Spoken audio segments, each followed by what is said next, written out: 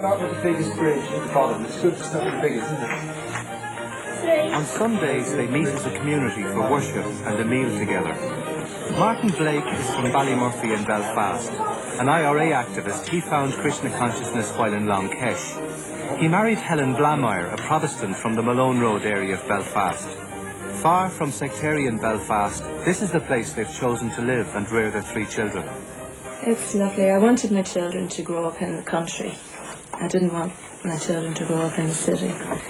And I think they're having a beautiful childhood, and I'm so happy we moved here. This is Pagosh, formerly Paul Murphy from Donecarney in Dublin. It was the Hare Krishna philosophy that appealed to him. He married a woman from Andersonstown in Belfast, now Galoka. She was known as Nicola Dalton. They were the first to move out of the monastic setting into the country. The basis of the marriage is a spiritual basis. So when we enter marriage, we both know that it is for life, and there will never be any separation. Well, we've got something to live for. When you experience the happiness that the Christian consciousness brings, there's a restriction for if you like, frivolous sexual activity. But for raising children in God consciousness, then that's a very acceptable form. The beauty of Krishna consciousness is that you can, whatever you are doing, you don't actually have to change. All you have to change is your consciousness. So I love gardening. So instead of doing it for myself, I do it for Krishna. Like I would see this as Krishna's house, and I've made a garden for Krishna. So I love to spend as much time as possible in the garden. Those who stay at home as householders must act to earn their livelihood. And instead of trying to enjoy the results of their work themselves, they should offer those results to Krishna.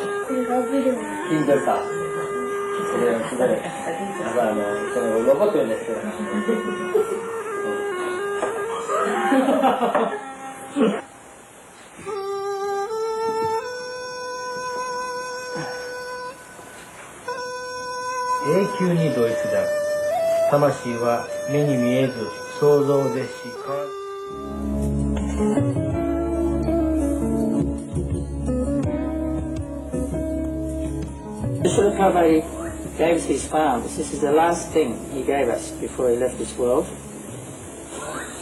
In a letter to New Govardhan in June 1977, he says the next aspect of Krishna consciousness which I wish to push forward If I'm able to get well, I will make a tour and visit all the farms to make them perfect.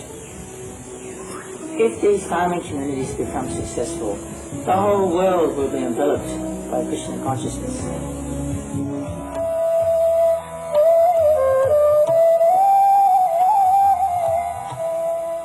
Srila Prabhupada personally encouraged me to develop a farm community.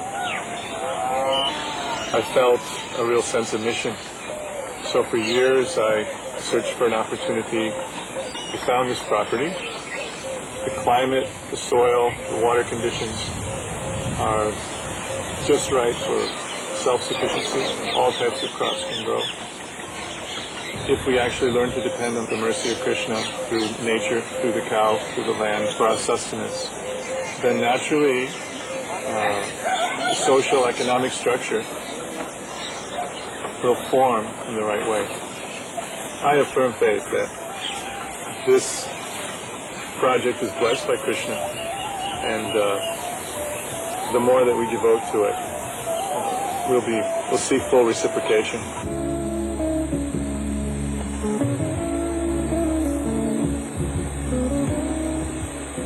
You don't have to be big and tough and strong.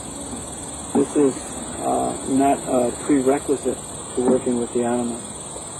The actual prerequisite is having this kindness, this gentleness. This aspect of love and trust and kindness is one of the most important aspects that we stress. When they sit idle, they're not happy. You can tell they're not happy at all. But when they're working, you can tell they're really content. It's very satisfying working with the land and the cows. Where do we place our dependency? Do we want to place it on the big factories that make the tractors? Do we want to place it on the petroleum industry, which produces all the fuel for the tractors? Or do we want to place it on Krishna's paraphernalia, which are the cows, the bulls, the gifts of the land?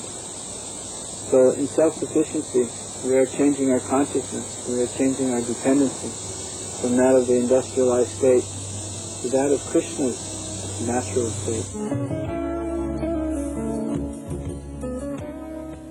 Here we have 27 hectares, our land, and it is quite a lot. We have some cows and bulls also.